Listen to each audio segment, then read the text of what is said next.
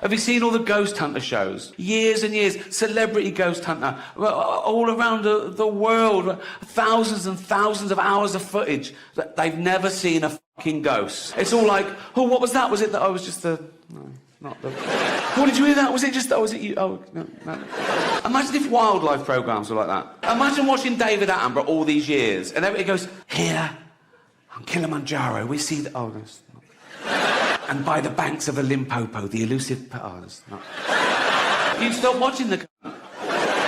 The pedo hunter shows, on the other hand, there's usually accompanying the crew just in case. You know what I mean? Particularly if it's a BBC production. Oh, shut up. That's the thing, though, with heroin. You know, try anything once, kids, sure. But know this, right? No. You think, I'll try heroin. I'll just try one. Give me one heroin, OK? Just have one. Oh, what's it like? Oh, it's fucking lovely. I want more. I can't just tap. It's like Pringles. Once you pop, you can't stop. Believe it or not, I've never been a heroin addict. No round of applause for that. See? No round of applause for never having been a heroin addict. If I don't come out here and go, yeah, I used to be a heroin addict. I used to mug people and shit myself in doorways. Exactly. Oh, yeah. He hasn't done those things for a while. He hasn't done those things that we never did in the first place. Why are you applauding someone for suddenly acting like a normal member of society? It's like, I've lost a bit of weight. I've lost about 20 pounds. Exactly. What? No. You're basically applauding me for only eating as much as I need now. I should have always been doing that. I got fat because I was a greedy, lazy bastard. They come to me now and they go, oh, well done, you look great. But they weren't telling me I looked terrible. They're basically saying I look terrible. I needed waiters to come over and go, fuck off, you've had enough. I fell back in love with stand-up on my last tour, Humanity. I played arenas around the world. Netflix bought it for a record amount. It was the most watched special of the year. I thought, everyone loves me now. Everyone loves me now. Then I got this tweet. Real tweet. Right. Call yourself a comedian? He knows I do. Literally says the word in my Twitter bio. Call yourself a comedian? You're about as funny as... Now, I thought he was going to go for the jugular and say Miranda, or... Come on, guys, don't... I'm joking. Right. Call yourself a comedian, you're about as funny as a fart at a baby's funeral. He was trying to hurt my feelings. But his big mistake was choosing something that would be fucking hilarious. As if that would... A fart at a baby's funeral. Big echoey church. Everyone just silently sobbing like that. Tiny little coffin. Tiny little coffin. And someone farts. You'd laugh. Even if it was your baby. You know, no. If you're at the funeral, it's been dead a week, do you know what I mean? You're probably up for a giggle. Particularly if you're the father. If you're the mother, you probably still find it hard seeing the funny side of things. No, you don't have children. I say, no. I say, why don't you have children? Which is a really odd question to ask someone, why don't you have children? As opposed to asking people, why do you have children, right? People say, oh, it's selfish to not have children. How can it be selfish to not bring a life into the world that doesn't exist on any level? It's a long sort of cabinet full of potential ghost fetuses going, we want to be born, right? But I've thought about it, and there's 3 reasons I don't have children, okay? 3 main reasons I don't have children, and I'll share them with you. Right? Okay, here they go. 3 reasons, right? 1, there's millions. The world's overpopulated. No one's sitting around going, oh, Rick's not having kids, we're going to run out. 2, kids are scroungers, aren't they? I mean, from day one, it's all me, isn't it? Feed me, clothe me, pay for my chemotherapy. No, not my problem, son. Luck of the draw, boy, luck of the draw. It's like a little holiday flying to the States, right? I could do without the safety video. That's always a bit of a downer, right? And totally pointless. If you go into the side of a mountain at 500 miles an hour, the brace position does fuck all. Imagine if that worked, right? You're going down, right? The flames smash, you go, I'll try it, right? You do that, ball of flames, you wake up, everyone's dead, except you go, fucking hell, that's amazing. That is... And if we're watching telly, me and Jane, if it gets in our lap, we think, oh, that's such a privilege, we don't move. Even if we need a wee, we don't want to disturb it. The other one gets the drinks all night, you know, oh, like... And people say to me, you spoil that cat. I go, yeah, I do. It's a cat. It's not a person. What's the worst that can happen if you spoil a cat? Do you know what I mean? It doesn't grow up to be fucking Boris Johnson. It is... No, I don't get political. Although he is out of his depth. I mean, he started off by saying women in burqas look like post boxes. Now, it's not up to Boris Johnson what a Muslim woman wears on her face. It's up to her husband.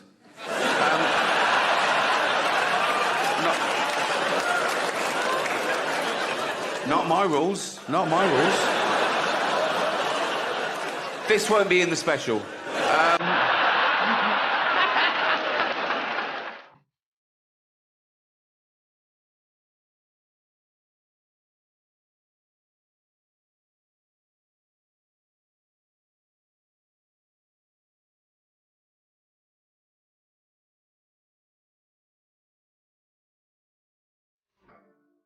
If I ever get cancer myself, I'm going to go into the nearest hospital and go, right, I paid for that machine.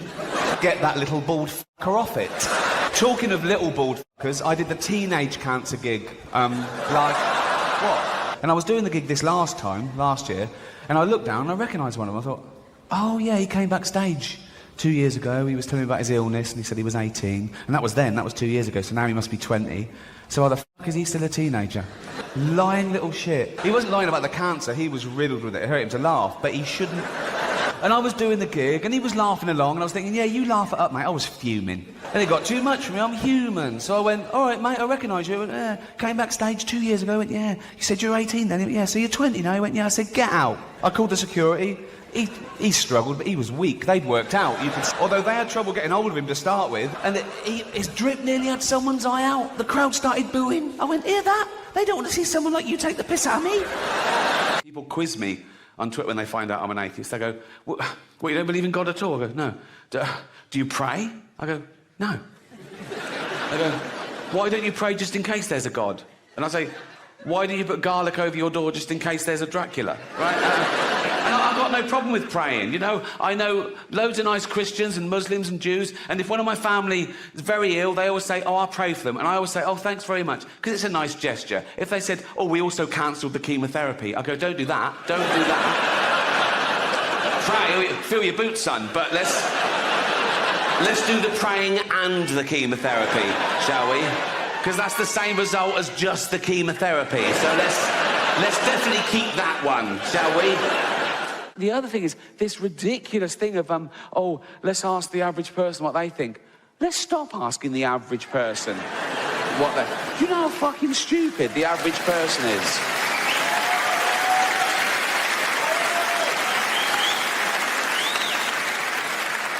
We still sell bottles of bleach with big labels on that say, do not drink, right? Let's take those labels off, right? For 2 years, and then have a referendum. I've got a thing about changing rooms, public changing rooms. I always have I know, I'll tell you why. I don't know if it's the same in ladies' changing rooms, but men are so proud of their offal, right? If I'm in a public place, I have a shower, right, 1 minute, towel, corner, pants on, right? There's blokes walking around naked before the shower, talking to each other, like, after the shower. There was one bloke in the shower, way too long, right? It was ages, right? And he got out, no towel, just dripping wet, just went up to the mirror and started doing his hair first. I was in there there was just me and this really fat bloke once in the change room. I was getting changed, and he was there, and he was really big, like 350 pounds, right? And he was naked on one of those precision scales. And he was there for fucking ages, and I was looking at that, he was like that for ages. I wanted to run over and go, mate, you're never going to be an astronaut, right? It doesn't need to be this accurate. Just pop some pants on and take a fucking gram off. You have room. That, obviously, everyone gets, and I used to be frivolous, and I used to do not. Now I just answer them seriously. If we evolved from apes, why are there still apes around? I used to say things like, well, if God made man from dust, why is there still dust around? And things like, you know, But now I say, well, we didn't evolve from modern apes, we evolved with modern apes from a common ancestor, rather like, and I just answer it deadly serious, like they, you know, it doesn't help. Then someone followed it up with, well, I've been going to the same zoo for 24 years and I haven't seen one monkey turn into a person. But I think, even though that's incredibly stupid, we think, actually, it shows what the problem is when people try and understand it. They can't grasp the scale of it. They can't imagine these tiny changes. No one can imagine 50 million years. So they do expect the chimp to go, come on, lad, get on with it. And that's because they also give it a will. They can't see that it's nearly an analog thing as well. And I think you've spoken about this before, your amazing model about if you took a picture of your dad and your grandparents and their dad, at any one point you go, they look alike. But at some point is a fish. You know, eventually there's a fish. I didn't see that coming. What you did, you see, you know, it's so that it's the scale. The scale is unimaginable. It's lucky that it did happen because we couldn't imagine it. If it wasn't fact, we couldn't make that up. You're not convicted of your atheism. Well, I am. Sure. No, I am, because atheism is only rejecting the claim that there is a God. Atheism isn't a belief system. Atheism. So this is atheism in a nutshell. You say there's a God. I say, can you prove that? You say no. I say I don't believe you then. So you believe in one God, I assume. In three persons, but go ahead. Okay. So you believe. Okay. So. But there are about 3,000 to choose from that have been, you know, people who believe in... I've done some reading, yeah. Okay, yeah. So basically, you believe in...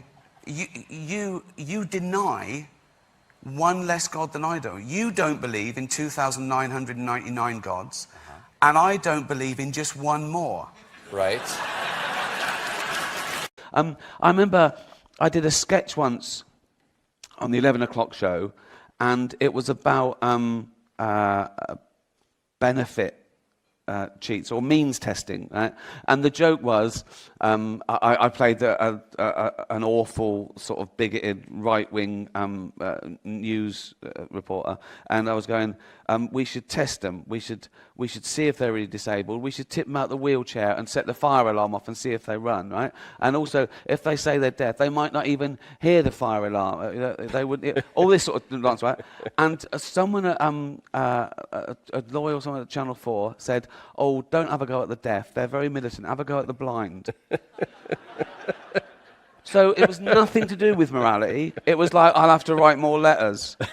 Right? And I go, well, one, the joke doesn't work, because blind people can hear the fire alarm, right? It's but apart from that, so this isn't to do, this is the thing about political correctness, it's not correctness, it's political correctness. So it's often, oh, where do I get less flack? You know, so, and I can defend everything I've ever done. You know, I'm not one of these people who say, comedy is your conscience taking a day off. I can defend every joke I've ever said, because offence usually comes when they mean it. First of all, I think political correctness is good per se. I don't want people going around saying terrible things and hurting people's feelings all the time, particularly politicians. Right? But in art, it's different, and joke is very different. It's a very different thing. And when the offence comes, it's usually because they've mistaken the target of the joke with the subject, and they're not necessarily the same thing, particularly with irony. And with irony, you're purposely saying the wrong thing, and you're hoping that people are sensible and intelligent enough to get it and laugh at the stupid attitude. So confusion comes, okay? But you can't legislate against stupidity. You can only water a satire down so much until it's not satire anymore. And then just standing up and preaching. You're standing up going, racism's wrong, isn't it? And people go, yeah. Cheers, good night. You know, so as long as most people get the joke, and it's gettable, and there is a basis for it and a reason for it, and there's a comic conceit and a fair target, you can't worry about people not getting it or not liking it, because that's going to happen. There's nothing you can say that someone somewhere doesn't like. And most of it's taste. It's just they didn't like it, you know. A few examples. My first gig, I think, in New York, I made jokes about AIDS, cancer, famine, the Holocaust, everything, right? I did a joke about Anne Frank, right? The Nazis being so stupid they couldn't hear her type in her book, right? Okay. And it was a routine. And I got a letter of complaint from a Jewish society saying, we loved your show, but we did not appreciate the joke. I said, so you got the irony with the famine, cancer, AIDS, but you didn't like the... And of course I don't think that. I did and then they go, oh yeah, sure, okay. And most people do that, but we're human. So when we hear a thing about what we think is us, we go, well, that's a bit... Oh. We get it on all the other stuff. You can't see the wood for the trees, and that's human, right? But it's crazy to worry about one person thinking you mean them when you don't, you know? I tweeted once, why did the chicken cross the road? Hey, fuck you, my chicken died last night. You know? So someone's going to be going through your joke is going to remind people of a bad thing. Everything should be subject to ridicule. Yeah. I mean, even just to force you to understand, think about it more. I know. But people then they go, wow, yeah, but you shouldn't hurt people's feelings. Well, you can if their feelings are wrong. Yeah. You know, if you don't like the facts, don't change the facts, change the feelings. Yes. You know. And also then they try and do this thing. Oh, you should never punch down. You should punch up. Well, who's to say what's up and down is? Yeah, it's subjective. So you're deciding who's down and who's up. No. You don't get to do that. Yeah, no, and so there's this whole thing nowadays about not offending people, and people feeling uncomfortable. In the States, is a big thing with sort of target words and safe zones. People don't want to hear a word that they don't like. How arrogant are you to think that you deserve to go through life with no one ever saying anything that you don't agree with or like? It's not. It's but I think it's at least it's in the States. I think it's a property of upbringing where parents sort of convince their kids. When I was growing up, we played in the streets, right? But now you don't go in the streets; it's dangerous. Yeah. You should never take any risks, and you shouldn't do anything that might hurt you in any way or make you uncomfortable in any way. And education and science, the purpose of it is to make you uncomfortable. And a sense of humour. Yeah, it makes you bulletproof. Yeah, you don't have to pave the jungle. Yeah, you can just grow a pair and have a laugh about it. I mean, you're offending ideas, the comedy but comes not first, and I understand. Well, that's the other thing. Yeah, people try and give ideas rights. Yeah, exactly. So you're not allowed to offend their. They jump in the way of the bullet and say, "Why are you shooting at me?" Yeah. Right? If someone insults maths, I don't go, "Oh, dare you insult maths." Yeah. Insult it all you like. Yeah. It works. Yeah, okay? exactly. If you're so fragile that you think that a joke about someone can destroy it, well, you need something else then. Yeah. It's nonsense. And now people saying, people mistake sometimes demanding equality, right, by not being part of humour. Yeah. It's actually demanding privilege. Yeah. It's nonsense. But I agree. It's someone says they're offended. I want people to stop saying that joke's offensive. Yeah. I want them to start saying I found it offensive, because you've got to own the emotion, because that's all it is. You're just telling me how you feel about it. Yeah. Have you seen a change in your over the last 20 years or so about how atheism is perceived? Well, I mean, you sort of do it. There's part of me that does it because I think I should. That there is someone being persecuted now that might, I can't change the world, but what I mean, maybe someone in a Western world that thinks they shouldn't come out because it's a bad thing, because it's still a bad thing in Western society. In America, they took a vote. America, right? Probably that big bit in the middle of America, but we were voted least trustworthy group, joint bottom with rapists.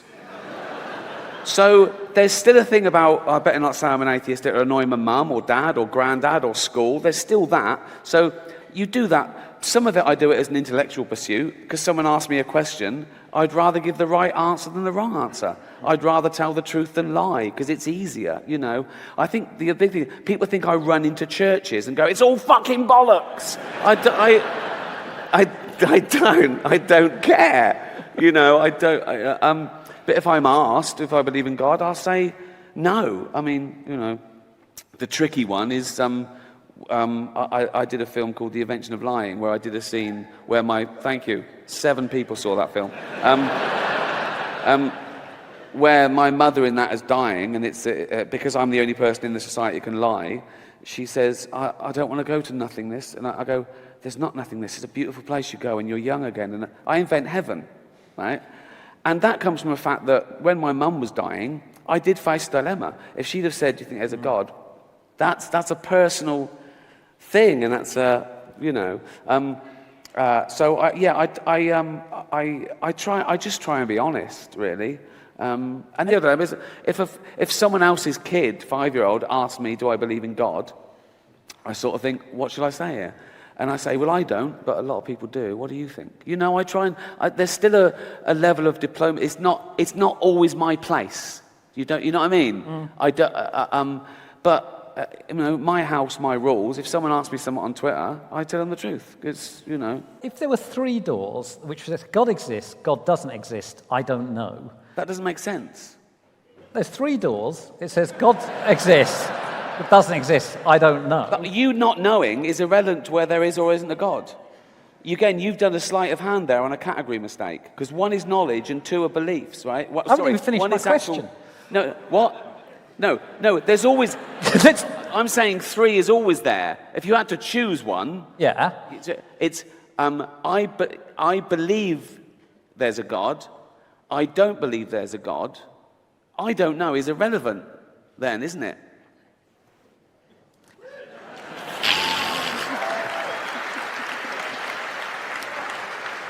So you're basically saying that we have reached this stage purely because of social media. That's the only reason. No, it's just another outlet for narcissism. That's all it's done. It just amplifies things. There's always been things like that. But, you know, 15 years ago, if you wanted to write a complaint to the BBC, you say, you get out your pen and paper and go, dear BBC, I can't fucking be bothered.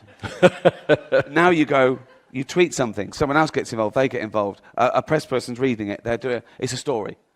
Because it's a spur of the moment. It's shouting out of a window and someone shouting back. Whereas we didn't have that before. So it's about amplification. It's all about amplification. And there's also an equivalence, there's quite a democracy on Twitter, whereas you can have a genius, you could have Richard Dawkins tweet something, and underneath it is some bloke in a bin tweeting something in the same font, and it gives it an equivalence. Do you know what I mean? You've read them both. You've read them both, and you go, well, and that can, you know, amplify. And I think you have to treat it like that. You have to treat it like you've walked past some graffiti, and it's for you to get offended. No one's ever hurt my feelings on Twitter. It would be like imagine you walking down Savile Row, right? Yeah. Where I know you hang out. And there's a man in a bin covered in his own shit, and he shouts wanker. Imagine you getting into an argument with him. It's happened. Yeah.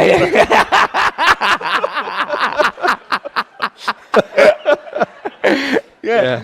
But then on Twitter, suddenly you're in a discussion with this guy on Twitter. So you've given him all this credence, you know. So you've got to treat it like that. And it's terrible with, you know, some trolls really do target people, vulnerable people, and it's awful. But if you turn your phone off, it's not there anymore. And I think we have to treat these people like, you know, that they should be treated. They are in a bin. So we were chatting beforehand, I was checking with some friends, and one of the questions came up about comedy and the fact that we couldn't think of many, if any, comedians who were religious.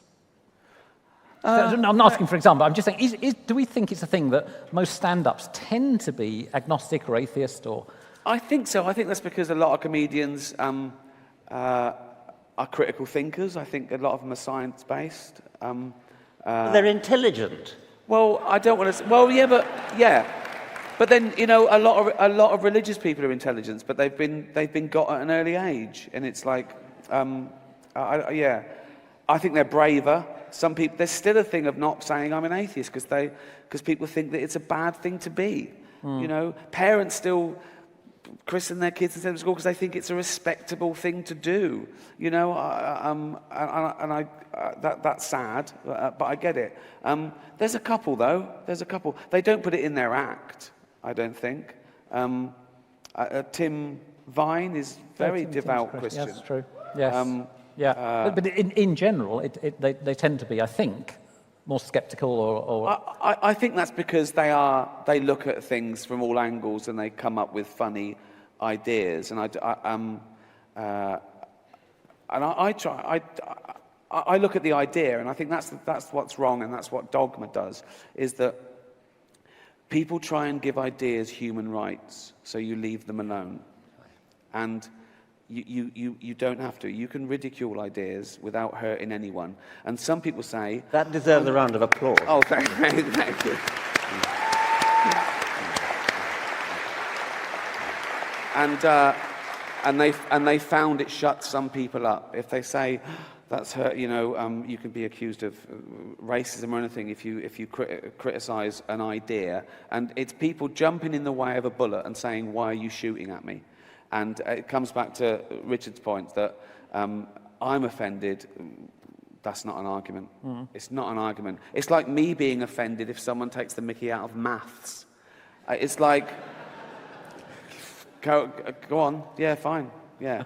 Do you know what I mean? You can laugh at maths. It doesn't affect maths. It doesn't affect maths. The other thing is this ridiculous thing of, let's ask the average person what they think. Let's stop asking the average person what they... Do you know how fucking stupid the average person is?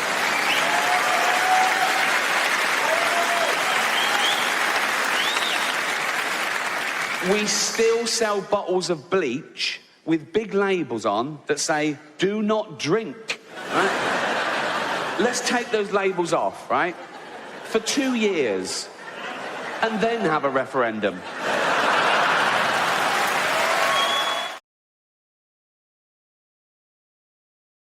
What are we doing then? Just explain, we just done a photo shoot for Shortlist. That's why I've got a little bit of eyeliner on. But that was worth it, because KARL had to dress up in tights and knickers, didn't you, and a lion? Yeah. Not even mine. Well, they won't be mine. But a woman had to like lend me her tights. Brilliant. It's amazing, Right, isn't we're going to do this. This is Mr. and Mrs. basically. Right. So I'm going to ask a series of questions of KARL. Quite a simple question of favourite film, favourite food. And Ricky, I want you to write down what you think the answer, KARL's answer, is going to be. Yeah. So hide it from KARL. Exactly, yeah. And then That saves us KARL- leaving the room or going to a little booth. Okay. Yeah? And then KARL, you'll reveal the answer. Ricky will reveal the pad. Yeah. Right, I can see that. So don't answer straight away. Yeah. Right, okay. The first one is, what is KARL's favourite film? I'll tell you what, before he says anything, I'll have to put it down to 2, because I reckon he can't decide between 2. Okay. So I'm gonna straight away, I'm gonna do that, and if I'm right, well, we shouldn't go anything away, okay? KARL, reveal what your favourite film, or indeed favourite film is. He'll know what it is. It's Kez and Elephant Man. Correct. Yeah. If you had to choose between the two?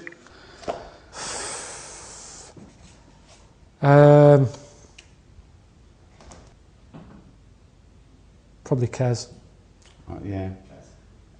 Yeah, Elephant Man's just Great, a bit sad. isn't it? Yeah, it's great. I reckon that really affects you and your kid as well. And Well, it's sort of your, it's very much what I imagined your upbringing Well, I had to a be magpie, like. didn't I? Well, yeah. And What was the magpie's name? Maggie. used to come down and peck his grifter. Peck me head. Watching The Elephant Man, you know that bit in The Elephant Man where Anthony Hopkins takes John Merrick, or Joseph Merrick, behind a screen, and he's showing it to a load of surgeons, and he's going, see the deformation of the skull, the spine, the limbs. The only thing that is totally normal and untouched are the genitals. Carl goes, think of that. The one thing you would want like an elephant, and he gets the head. Yeah. Good film, that. Right, next one. We'll go for the next one. Carl's favourite food. Oh, okay. I'm going to be very specific here. I think we're talking about a meal, are we? Yeah. Oh, God. What, an actual main course? Yes. Well, I mean... You're not going to know this. Well, I'm gonna put to get me. Okay, I've gone for something sort of like a specific, but that gives me a bit of leeway. So I could be totally wrong here. All right, Carl, please reveal. And you mean one for at home, not going out, because if I go out, I make more of an effort to have something that someone's had to do some effort with. No, do you think like yeah? I've done it like it would be a meal that he could do himself as well. Right, as... okay. Sausage, beans, potato cakes. Oh, I've got it wrong. I thought you were meat and two veg. I've put sort of pork or lamb No, chops. I wouldn't mess about making meat and veg if I was on my own. No. No. What was no it? way. Sausage, beans, potato cakes. Toaster, potato cakes, beans in a pan, sausage in a I remember frying you put pan. sausages in the toaster once. Yeah, but... Is that true? Yeah, he Yeah, came it home. was.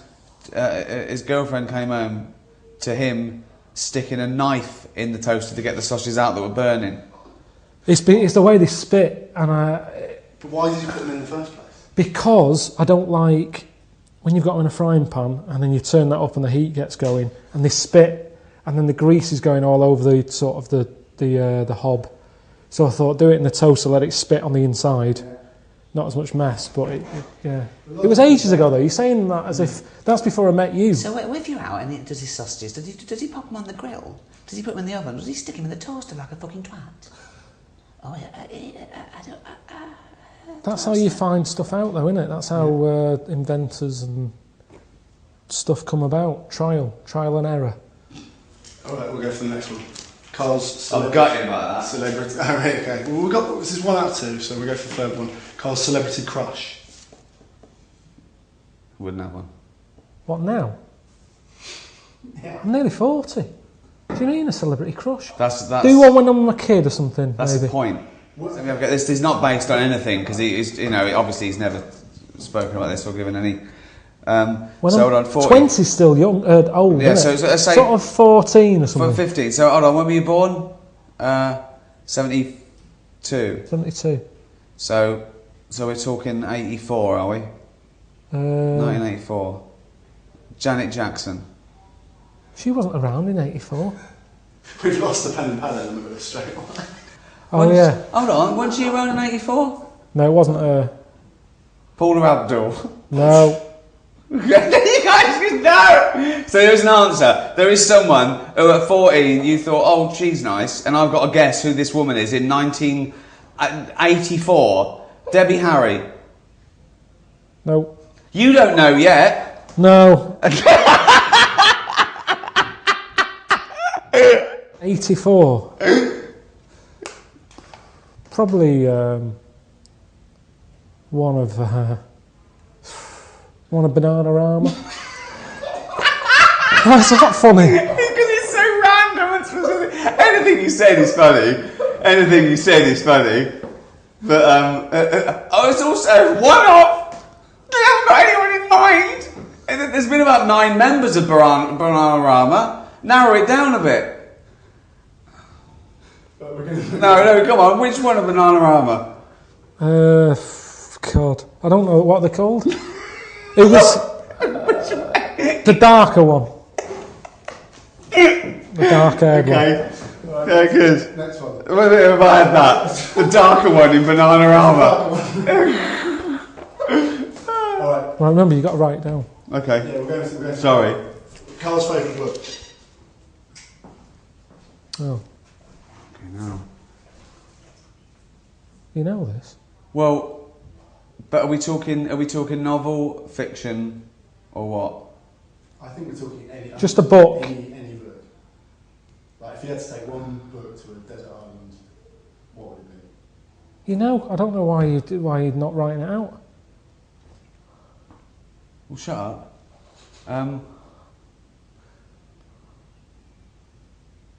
Fucking hell, are we mates? So what? You should know what that is. What, your favourite book? Yeah. Listen, I'm thinking of an answer I don't want to embarrass you with. A book of freaks that he carried around for 6 months. What's that? Oh, you're joking. That's your favourite book. It was a pamphlet. It wasn't a pamphlet. It was about 40 odd pages. It's my It favourite was the book. 50 top freaks given away with some dodgy old fucking magazine. It was with FHM, and it was like a freak book. That was interesting. And you count that as a book? Well, what would you put then? I've never seen you with a proper book, ever. So don't start lying and give me a load of old shite that it's someone like Nurture or something. 'Cause it isn't. Nurture. What book would you pick? Friedrich Nurture. What? No, you're right. He was right in a way. It is the Yeah, freak it's book. Book of Freaks. Let's go for the pad. Let's go for 50 the top. do Oh, the no, I pad. got that. 50 top freaks. No, well it. 50 top freaks. Yeah. Carl's Do you know what? Do you know how he liked it? Because number 50 was a fellow with 3 legs. He was so No, excited. there was he went, loads. Huh? No, number 50 was the bloke with 2 heads. Was it? Yeah, because I said Jesus. What's number 1? Yeah. What was that? Was a bloke shagging a chicken who got killed Number by a 1. rock. Oh, wonderful. Wonderful. Carl's favourite song. Okay, again. Okay. I'll have to do. I'll tell you that he's got a favourite song. Are you just For a going reason. for one or two? Oh no, I'm going to go for a couple here. I'm going to go for. They've both got a theme, and then I'm going to do tune, as well. Okay, I've got 2 songs, and then I've got like an instrumental. Right, I'll go for Stranger on the Shore, Acapulco. All right. And then I'd go for Elvis in the Ghetto. Is he getting them? Yeah. And there's one more, yeah? Yeah.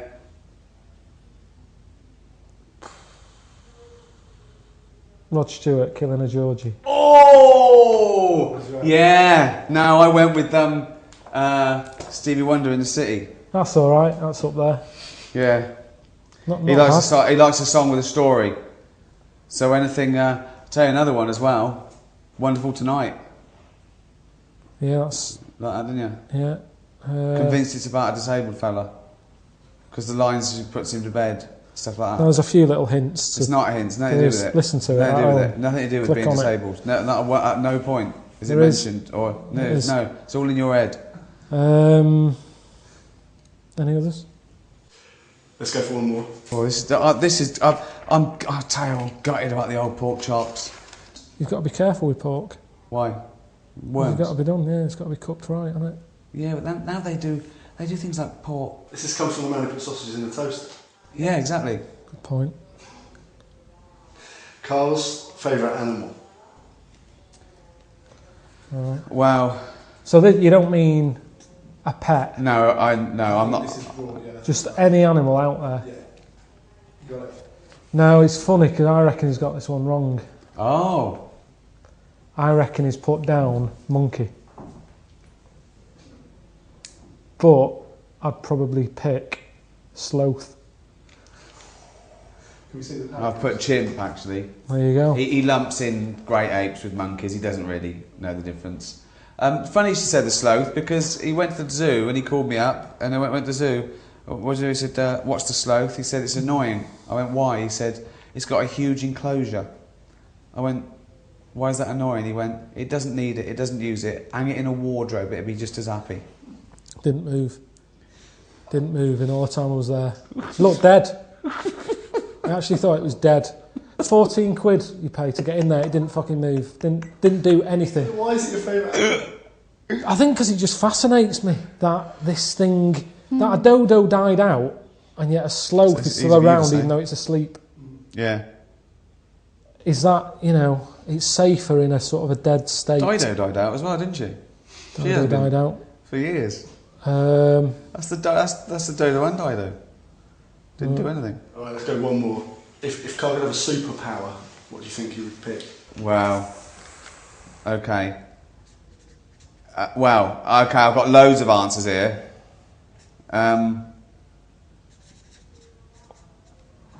I think the general public would know one of them. Oh, yeah. But they're not, that's a joke one. No, that was a new idea, but you mean one that exists? Well, well, okay, let's not count bullshit, man. Right. That's not really a superpower, yeah. That's what I mean, that's a made up one, but you're talking about one that people go, yeah, I'd have that. Flying, invincibility, that sort of stuff. Yeah, well, I've got one. I don't know if it's true. I mean, it's a bit weird. Carl, please reveal.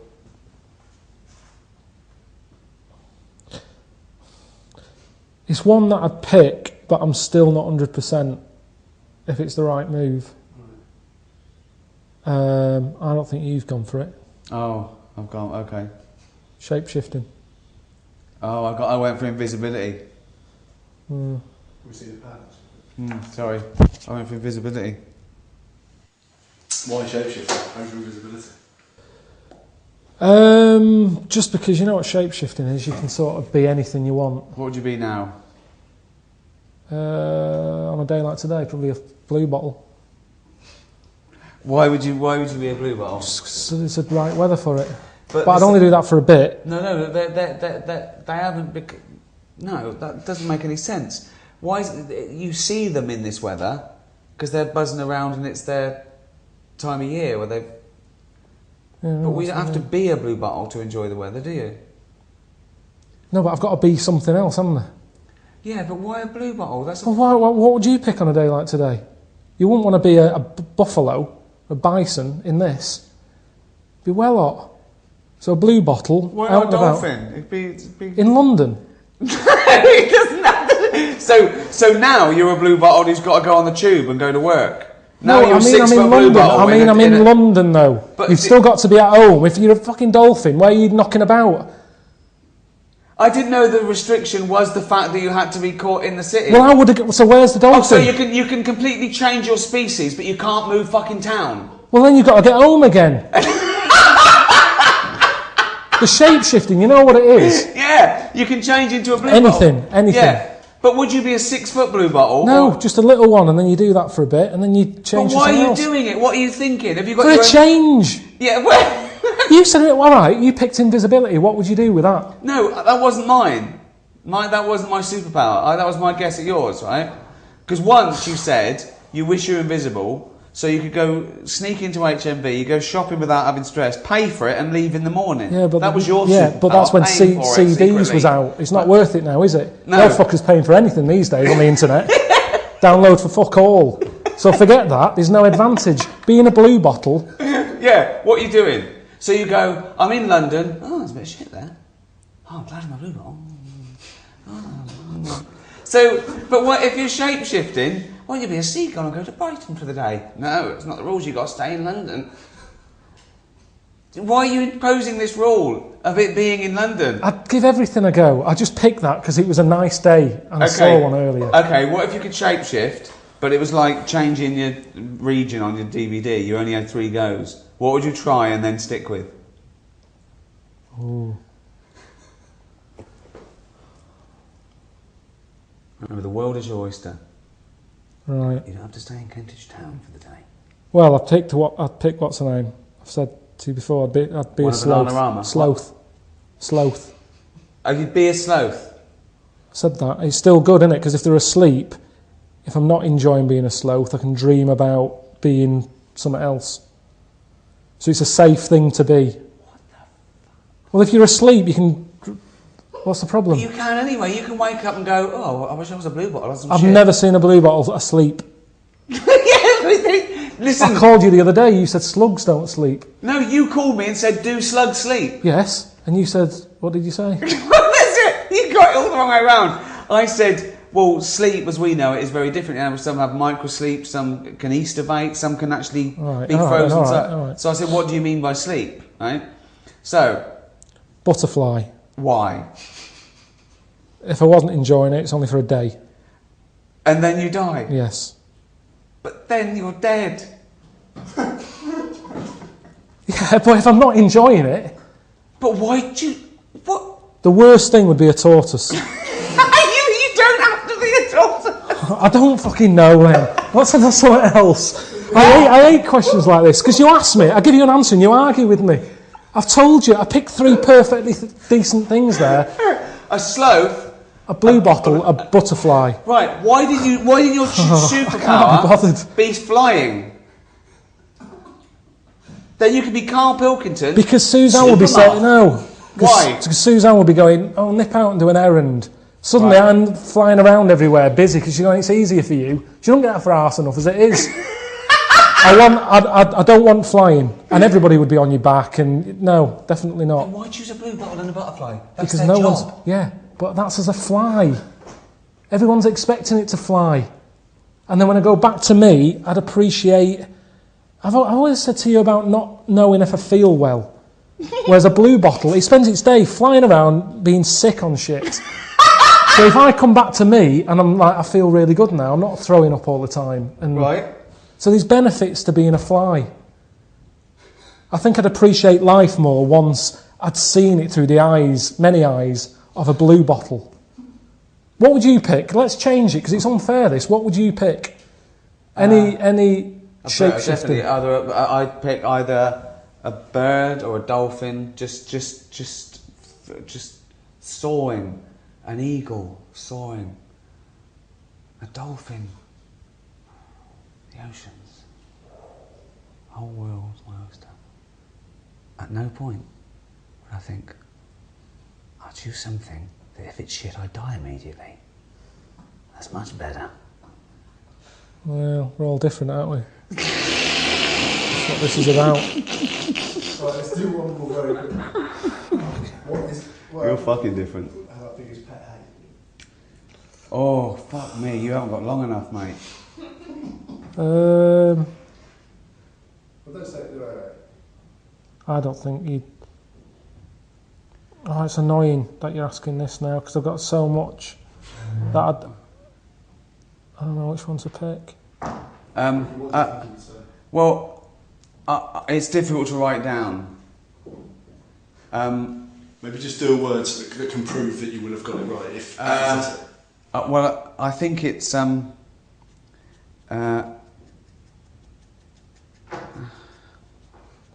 Oh. There is one word, and it sort of applies to all the things you might say that annoy him, but I don't know if what's your pet's hate? Just when there's shit somewhere. What? Oh, when there's shit somewhere and you can't find it and it stinks. What? I hate that. Isn't that funny? I didn't get that. What do you mean? Just what have you thought? Faffing. Too much faffing. Like, is people always like, you can't do that? You have to phone 5 times. They have to put you on hold. Oh, you just mean an annoyance. What did you think he meant? He said a pet hate. I thought, right, okay, yeah, I would have said faffing. What do you mean? What do you hate about having a pet? When there's shit behind the Okay, good night, everyone. Okay. I don't word it like that. I've known him for 10 years, and that surprised me. Hang on, faffing. That fucking surprised me. I'm really sorry about that. Right, faffing. Faffing. A pet hate. When you're asleep and it licks your bollocks. What? No, all right, I got the wrong end. Yeah, faffing. Faffing, all right. Yeah. Yeah. Fuck me. That's great. That's great. Cheers.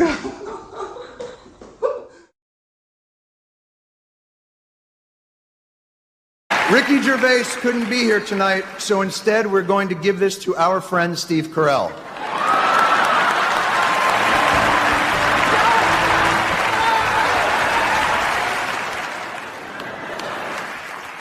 Look at his stupid face. Couldn't actually win one of his own, so he stole someone else's. Oh, is considered handsome. Think of that. It's amazing. Rainn Wilson. You probably know me as the creator of The Office. No, you don't, do you? You think Steve Carell did it all? Oh, he's brilliant, isn't he, Steve Carell? He's amazing as the bumbling office manager. Where does he get his ideas from?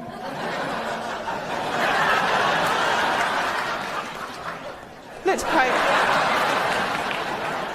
Idiotic thing to say. With 6 billion people on the planet, how are they all going to love one person? A lot of them do. I mean, look at the not what he American said. version of The Office. Yeah, Every you look week, at it. was it 10 million viewers, I guess? 10 million people Watching him. tune in and see my name at the end of the They credits. watch it for him, though, don't they? Not really, no, because it wouldn't exist without me, and he wouldn't exist without it. Where is he? Oh, there in the front row. Just...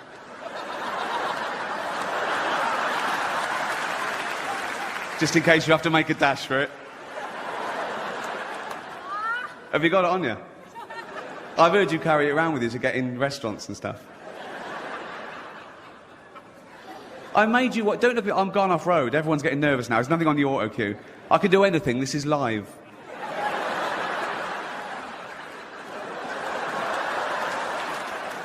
I made you what you are, and I get nothing back.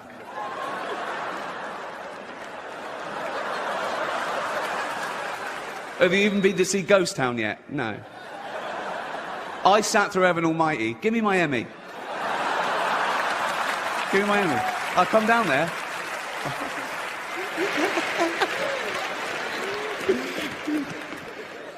Give me it. I'll tickle you. I don't care. I've got nothing to lose here. I'm a nobody here. Where is it? Yes, you have. Stop. Yes, you have. Yes, you have. Give me it. Give me the Emmy. Give me the Emmy. Give me the Emmy. Give me it. Give me the... Thank you.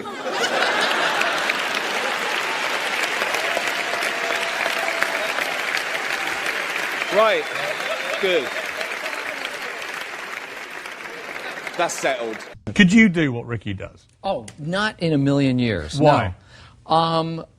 I think I would just get too skittish. But you could play a Ricky Gervais character. Perhaps, but to actually go in front of people and offend them to their faces. I don't think I necessarily... It doesn't mean that I'm a better person. It just means that I certainly don't have that kind of guts. It's funny, he always makes fun of me, always. And he's also, you know, in a personal way, been very, very sweet to me. Like, before one of these awards shows, he pulled me aside and said, hey, I've got a few things that I wanted to go after you with. Is that okay? And I'm like, of course. So there is a side, there is a gentler side to him that people don't necessarily see. So you're all heart, aren't you? That's right. No, that's lovely. He's such a lovely man, though. But he thinks you're sweet because, just to clarify, you go up to him before an award ceremony and say, I'm going to call you a prick in a minute, just to warn you. But if I told him what I was going to say, you know, if I had access to them, I'd warn everyone. You know, as I say, I don't want him to have a bad day. You know, it's not. I've got nothing against people. Do you like Steve Carell? It's great. He's fantastic. He's good because you know why? He's nearly handsome. He's got that. He's like Bob Hope. If you look at him, he's chiseled, he's great, but he's got something. He's got beady eyes. He's good. I like him. That was a compliment, by the way. He's very handsome. I mean, he's comedically handsome. He's not imposing. He's not bland. He's Why are we going on about how good-looking Steve Carell is? what am I? Chopped liver? Think of adopting for a while a little third world child, because that would tick all 3 boxes, wouldn't it? You know? You think of it like, 1, I wouldn't be adding to the population problem. I'd be alleviating an existing problem. A young kid born through no fault of his own into abject poverty. He would have died without me. I can literally save his life and give him a great upbringing, right? 2, he would be grateful, wouldn't he? He'd want to pay me back, wouldn't he? Particularly if I let him know that all the other kids in the village, they weren't so lucky, they didn't make it out. I'd tell him that early on, so he really bucked his ideas up, right? I'd go, Tundi, come here. Yeah. Go and pop a shirt on, you're not in Africa now, mate. That's better. Yeah. Tundi, yeah, water straight out of a tap, innit? Yes. No, it's not free, it's Hampstead. Yeah, of course it's safe. Safe. Fresh drinking water. Have as much as you want. Have a bucket full. Straight out of that fresh drinking water. There you go. Go and clean the car. Go on. The world got to see James Corden as a fat pussy. He was also in the movie Cats, but no one saw that. And the reviews, oh, shocking. I saw one that said, this is the worst thing to happen to cats since dogs, right? But Dame Judi Dench defended the film, saying it was the role she was born to play, because she... I can't do this next joke. Because she loves nothing better than plonking herself down on the carpet, lifting her leg and licking her...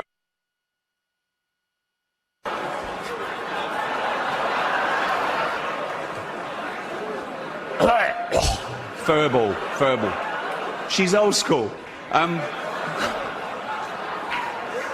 It's the last time, who cares? In the event of the plane landing on water, your life jacket is equipped with a whistle. The plane hits the water, smashed to bits, everyone's dead except you by a miracle. You're bobbing around in the Atlantic Ocean, 4 degrees that water is, right? You've got about 15 minutes before hypothermia sets in, right? Or you're eaten by a shark, or you drown, and you're hoping they've dispatched air sea rescue, and you're going, oh my God, I'm bruised and broken, I'm going to die, I don't want to die, what happened now? I don't know what I'm doing. Hold on.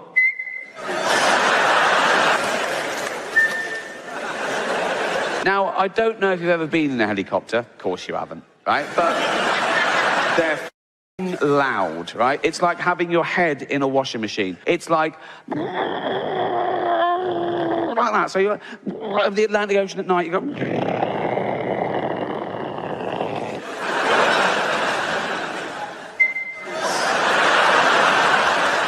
gonna happen. Out there, well done, Winslet. I told you, do a Holocaust movie, the awards come, didn't I?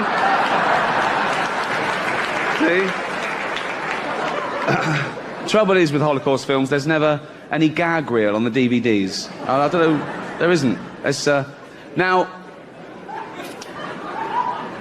don't do it. It'll be fine. Sitting at home, just reading the newspaper. This little girl comes running in. She's only 6. Hello, darling. Hello, Daddy. You've been playing? Yeah. In the park? Yeah. With your friends? Well, until the man came along. Till the man came along? Yeah, a man came along, and he asked my friends to leave, so it was just me and him. Darling, come over. Whatever happened, none of it was your fault, okay, darling? None of it was your fault. But tell Daddy every detail. What happened? He took me behind a tree so no one could see what we were doing. Oh, God, darling, and then what happened? He took my dress off. Oh, God, what happened next? What happened? He took his thing out. Oh, God, darling, and then what happened? Nothing, that was it. Oh, well, make something up.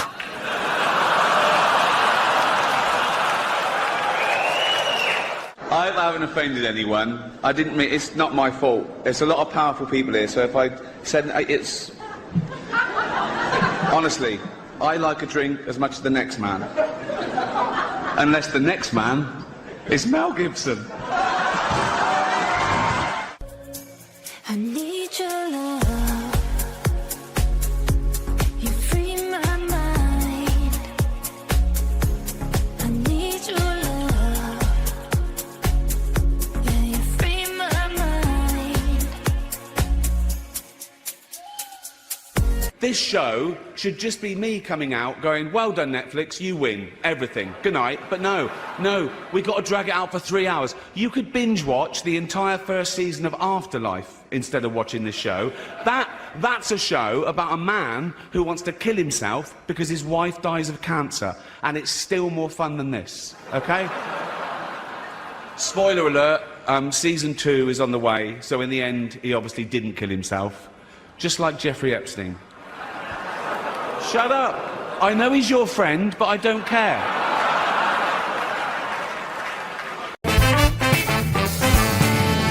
Here is Ricky Gervais.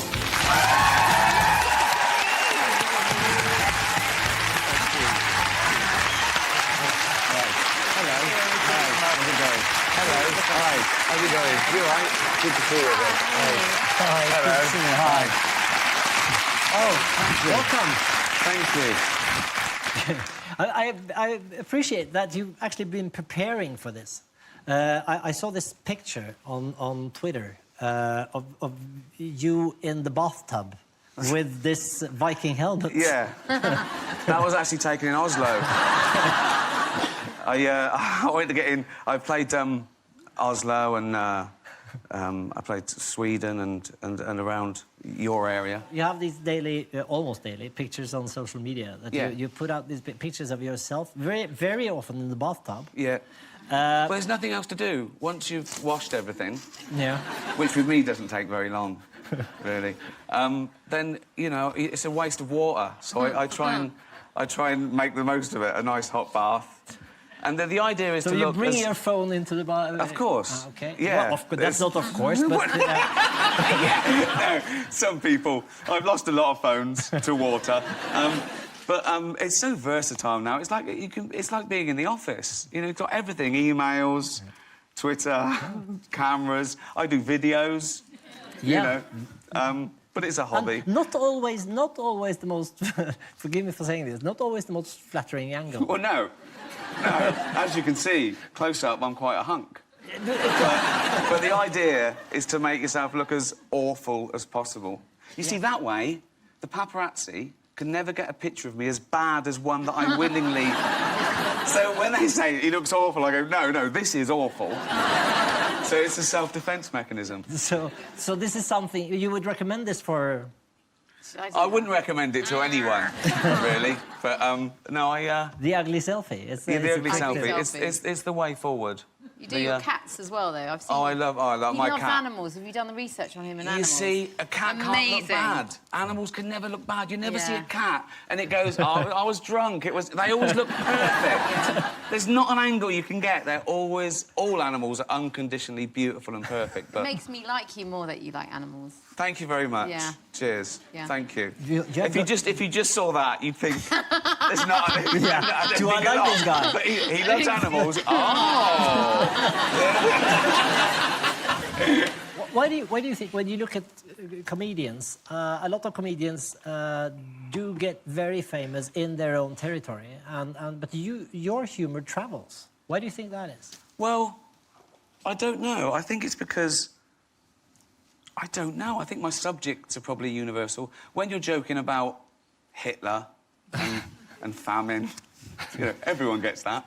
I don't know. I think sometimes people set out to be the biggest person in their territory, so they pander to that territory, and then it doesn't travel. Whereas I think if you just do it for yourself and you're passionate and you do deal with... Like The Office, it looked like a very quintessentially British show, but actually it was about big universal subjects, you know. It was quite existential, what you're doing with your life. It was about bad bosses. It was about being stuck with people that you didn't get on with. It was boy meets girl. It was all those things that we all identify with, and the backdrop looked boring. But then boring is universal. Everyone's bored. Do you know what I mean? So it's about, you know, the minutiae of life. It's about making the ordinary extraordinary. So what about, I mean, being from time to time offensive to some people? As a comedian, maybe you must. Does it keep you awake at night that people are offended? No. Because just because you're offended doesn't mean you're right. Some people are offended by gay marriage. Some people are offended by mixed marriage. Some people are offended by my very existence because I don't believe in God. What am I meant to do? You know? Fuck them.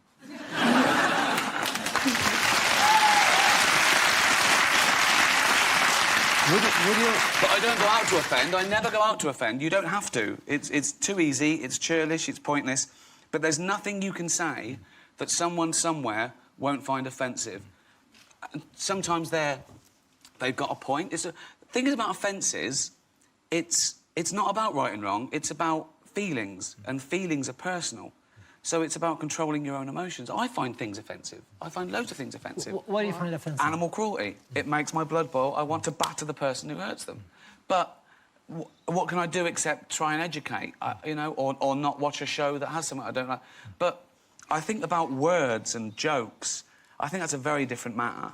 I think that's so subjective. It's like art or taste. I mean, I think, and by its very definition, I think humour should deal with bad subjects with awful things. I think that's what humour's for. It's to get us through stuff. Evolutionarily speaking, we joke about bad things because it gets us. It's a healing process. So when people say, "Oh, you shouldn't joke about that because it's bad," no, you should joke about that because it's bad. What's the point of joking about good stuff? It's already good.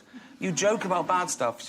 No harm can come from dealing with taboo subjects. You should be able to joke about anything. It's funny because people say to comedians, "Is there anything you wouldn't joke about?" Yeah. But they don't ask journalists, "Is there anything you wouldn't write about?"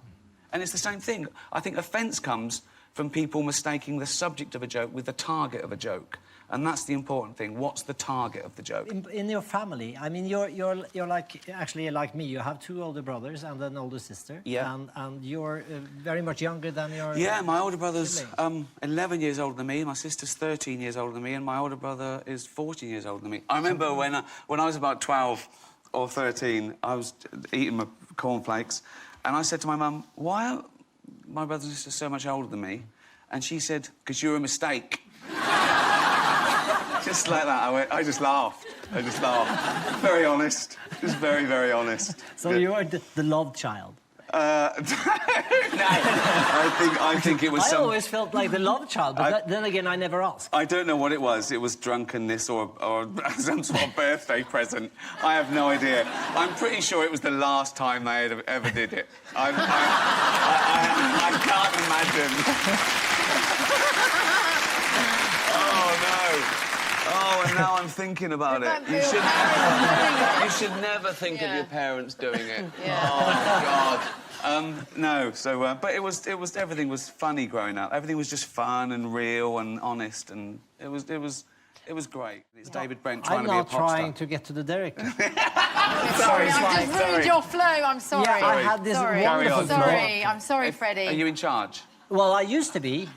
And I think that's the important thing, because I've often said that people get offended when they mistake the subject of a joke with the actual target. Yeah. And they're not necessarily the same thing. You can make jokes about any subject. It depends what the joke is. Yeah. There's no rules. You can't joke about this. You can. You should be able to. You just can. Yeah. Okay? And there's nothing sacred. But people then they go, wow, yeah, but you shouldn't hurt people's feelings. Well, you can if their feelings are wrong. Yeah, you know, if you don't like the facts, don't change the facts, change the feelings. Yeah. You know.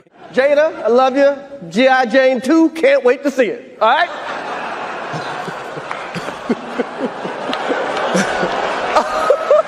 Uh-oh, Richard.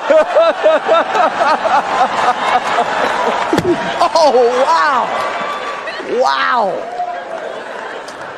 Will Smith just smacked the shit out of me. How arrogant are you to think that you deserve to go through life with no one ever saying anything that you don't agree with or like? I want people to stop saying that joke's offensive. Yeah. I want them to start saying I found it offensive, because you've got to own the emotion, because that's all it is. You're just telling me how you feel about it. Yeah. There's nothing intrinsically offensive about this joke. Keep my wife's name out your f***ing mouth. Wow, dude. Yes. It was a G.I. Jane joke. Keep my wife's name out your f***ing mouth. I'm going to, okay? That was a greatest night in the history of television. Okay. Hello, mình xin chào tất cả các bạn đã quay trở lại với kênh YouTube của mình trong buổi chiều ngày hôm nay. Xin cảm ơn các bạn đã dành thời gian quan tâm và để ý lắng nghe. Xin chúc các bạn mạnh khỏe, hạnh phúc và bình an. Trong video lần này, mình cũng muốn giới thiệu với các bạn về cái kỹ thuật cũng như chăm sóc và chất liệu cũng như là chất bổ của những cái cây mồng tươi mà trên tay mình đang cầm đây. Đó chính là những cây mồng tươi mà mình vừa mới thu hoạch ở vườn của nhà mình về, nên hôm nay mình cũng lên video để khoe với các bạn. Tại các bạn nhìn thấy non không? Đấy, rất là non, nhờ những bàn tay của người nông dân chăm sóc và kỹ thuật nên cái cây rau mồng tươi của nhà mình cũng rất là non. Đấy, như trong video các bạn đang theo dõi. Trước hết là mình cũng giới thiệu với các bạn về cái kỹ thuật cũng như chăm sóc tưới tắm và bón lân của cái cây mồng tươi này. Thì hôm nay mình cũng phô với các bạn. Về cái kỹ thuật chăm sóc cây mồng tơi thì trước hết là các bạn cũng trồng ở ngoài đồng, cũng như trên những hộp xốp ở nhà, hay trên những cái am chậu cảnh cũng đều là được về những cái dây mồng tơi này, vì nó cũng rất là dễ sống. Nếu mà các bạn làm ở ngoài đồng thì cũng như nhà mình ở hiện bây giờ, thì các bạn hãy làm những cái luống rộng khoảng tầm độ 1 mét đấy, và làm cho đất tơi xốp đấy, thế là nhỏ ra. Sau các bạn hãy cấy những cái con giống cây mồng tơi, nghĩa là mỗi một cây nọ cách cây kia thì khoảng tầm 10 đến 15 phân là các bạn hãy cho một gốc đấy. Với những cây mồng tơi này thì rất chi là dễ chăm. Thì các bạn cũng cứ cấy kích thước như thế thì cũng vừa là chống nắng phí đất, mà cũng là vừa để đủ những cái ánh nắng mặt trời tiếp xúc vào để lấy ánh sáng để cho những cây phát triển rất chi là tốt đấy. Và kỹ thuật chăm sóc thì các bạn nên mỗi một tuần là các bạn nên tưới bón cho những cái cây rau mồng tơi này một lần, với tỷ lệ như các bạn mỗi một xô sơn 20 lít nước thì các bạn hãy cho độ nửa cái bát ăn cơm, cái bát con đấy, hoặc là đấy khoảng là một nửa bát đấy. Các bạn hãy pha nước đều, khuấy ra trên một cái thùng sơn đấy, nân hay kani đấy là các bạn tưới. Thì các bạn hãy tưới trực tiếp vào cái gốc của cái cây mồng tơi này đấy, thì rất chi là nhanh để thu hoạch, chỉ cần 3 hôm thu hoạch một lần với cái cây mồng tơi này đấy. Và về cái cách thức thu hoạch thì bản chất của cây mồng tơi là cũng rất là mềm đấy, như quan sát trong video đây đấy, thân cây thì cũng rất là mềm, nên là các bạn thu hoạch thì các bạn hãy lấy cái kéo, các bạn bấm cứ cái nhánh nào mà được tầm 20 phân trở ra là các bạn thu hoạch được. Các bạn hãy bấm cái nhánh đấy đi, thì các nhánh con mà sẽ đẻ ra từ nhánh 7 phân, 10 phân đến 3 phân ở dưới là sẽ theo đà lên. Khi các bạn đã cắt những cái nhánh đủ phát triển chiều cao này rồi, đủ thu hoạch rồi, thì các bạn hãy cắt đi. Thì những cái nhánh kia thì 3 hôm sau các bạn lại cắt tiếp.